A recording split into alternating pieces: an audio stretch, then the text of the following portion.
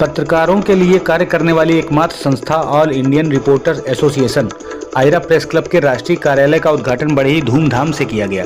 इस उद्घाटन समारोह में शहर के कई वरिष्ठ पत्रकारों ने मौके पर आकर संगठन से जुड़े समस्त पत्रकार बंधुओं को पत्रकारिता के कई गुण सिखाए और निष्पक्षता से पत्रकारिता करने की बात कही। आपको बताते चलें, ऑल इंडियन रिपोर्टर्स एसोसिएशन की स्थापना स्वर्गीय पुनीत निगम द्वारा की गई थी, जिनका एकमात्र उद्देश्य था कि प्रदेश में ही नहीं बल्कि पूरे देश में पत्रकारों के साथ जो उत्पीड़न हो रहा है उस पर पूरी तरह रोक लगाई जा सके, जिसके लिए स्वर्गीय पुनीत निगम ने ऑल इंडियन रिपोर्टर एसोसिएशन की स्थापना की, जो सदैव पत्रकार हितों के लिए कार्य करती है। स्वर्गीय पुनीत निगम जी के निधन के बाद ये शेर जिम्मा फैसल हयात नदीम सिद्दीकी नूरुल अनवर उर्फ नदीम दीपक पाठक के साथ जिलाध्यक्ष एसपी विनायक के कंधों पर आया और इन्हीं चारों राष्ट्रीय पदाधिकारियों के साथ मिलकर जिलाध्यक्ष एसपी विनायक द्वारा स्वर्गीय पुनीत निगम जी के आदर्शों को आगे बढ़ाते हुए आयरा प्रेस क्लब की स्थापना की गई और एक ऑल इंडिया रिपोर्टर एसोसिएशन को नया नाम आयरा प्रेस क्लब के रूप में दिया गया, जिसके कार्यालय का उद्घाटन 13 नवंबर 2022 रविवार के दिन चमनगंज में रखा गया। इस कार्यक्रम में शहर के वरिष्ठ पत्रकारों ने आकर सर्वप्रथम रिबन काट कार्यक्रम की शुरुआत की और साथ ही वरिष्ठ पत्रकारों ने पत्रकारिता के सही मायने क्या है इसको समझाया। जब ज़मीं पर देखता होगा खुदा भी आसमां से, जब ज़मीं पर देखता होगा मेरे महबूब को किसने बनाया, सोचता होगा खुदा भी आसमां से।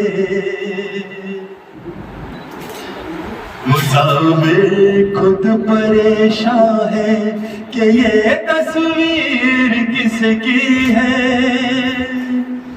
मुसाफिर खुद परेशान है कि ये तस्वीर किसकी है, बनोगी जिसकी तुम ऐसी हंसी तकदीर किसकी है, कभी वो जल रहा होगा कभी खुश हो रहा होगा, खुदा भी आसमां से जब ज़मीन पर देखता होगा मेरे महबूब को किसने बनाया, सोचता होगा खुदा भी आसमां से।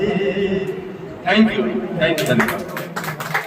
महामंत्री बना तो अमर उजाला के नाम लेने में कोई दिक्कत नहीं, अब तो पीछे छोड़ गई चीज। अमर उजाला के हमारे एक मित्र थे, उन्होंने कहा यार आप महामंत्री हो गए, एक विज्ञापन दो। मैं भी नया शौक था तो हमने कहा यार विज्ञापन दे, बढ़िया फोटो छपेगी सवेरे। हमने अमर उजाला में विज्ञापन दे दिया। अब बाकी सारे मित्र हमारे नाराज हो गए और 6 महीने तक हमें मीडिया से दूर कर दिया और मजबूर कर दिया। उन्होंने कहा अब तो आप केवल अमर उजाला से ही राजनीति कर दो। जायज बात है, बिल्कुल जायज थी, लेकिन हमारी समझ की कमी थी। हमें समान भाव से सबको या तो देना चाहिए और या एक को भी फिर न देने से बचना चाहिए। सभी का उतना अधिकार है, कर्म सबकी समान है। कल जो आज किसी छोटे संस्थान में है, कल वो किसी बहुत बड़े संस्थान में हो सकता है। ऊपर वाले ने सबका नसीब लिख करके भेजा है।